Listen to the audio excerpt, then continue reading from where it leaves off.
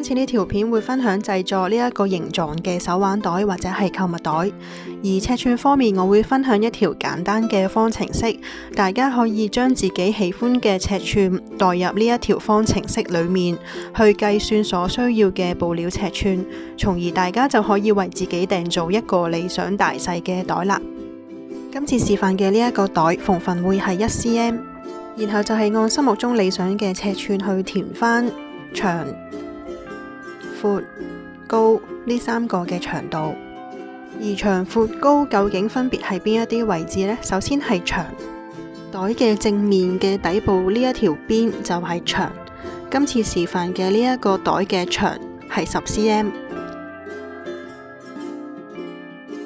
跟住就係闊，從袋嘅側邊望呢一條邊就係闊，今次示範嘅呢一個袋闊係8cm。跟住就係高，由呢一個角位垂直度上去就係高。今次示範嘅呢一個袋高係9cm， 長、闊、高呢三個尺寸都有啦。咁我哋就可以開始計算所需布料嘅尺寸。首先係箭嘴指住嘅呢一條邊，亦即係貼住手環袋口位嗰條邊。計算呢一條邊嘅方程式係長加闊加括弧縫份乘以2，即係等於10cm 加8cm 加2cm， 總數即係20cm。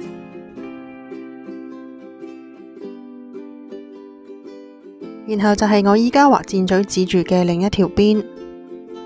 闊加括弧高乘以2，再加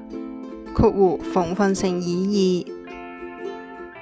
即係等於8cm 加括弧9cm 乘以2，再加括弧1cm 乘以2，即係等於8cm 加18cm 再加2cm， 總數就係28cm 啦。計算咗出嚟呢，所需布料嘅尺寸就係20cm 乘以28cm， 表布裏布各一塊。另外就係按照自己嘅喜好去準備兩條手環，表布裏布各一塊就係剛才計算出嚟嘅尺寸。面對面對接之後，喺左下角同埋右下角畫記號。而記號嘅尺寸亦都需要做一個少少嘅計算，攞返個尺寸出嚟。首先計算我依家用箭嘴指住嘅呢兩條線，闊除以2之後減縫份，即係等於8cm除以2，再減1cm， 即係等於3cm。跟住就到我依家畫箭嘴指住嘅呢兩條線。闊除以2，即係等於8cm除以2啦，即係等於4cm。記號嘅尺寸已經計算好，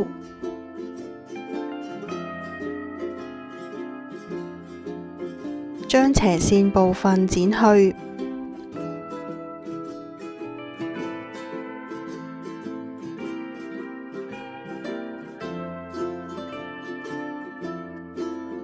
另外一塊布都係相同做法，兩塊布都剪裁好之後，打開其中一塊，將手環固定喺左右兩邊，將另一塊布面向下放上去，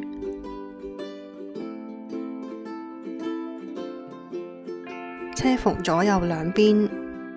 車好之後將佢打開，對準剛才車縫嘅駁口位，用夾先將佢固定。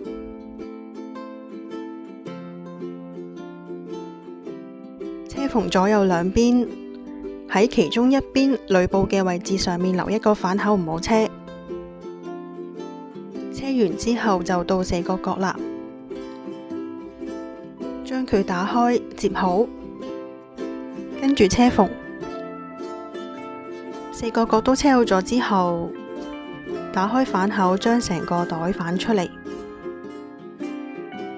縫合反口，如果大家想個袋望落去整齊啲，同埋個手環可以穩固啲呢，可以圍住個袋邊喺呢一個位圍繞一圈車壓線。今次嘅分享就去到呢度，中意呢條片請俾個 like，想睇我其他分享嘅話可以訂閱呢個頻道。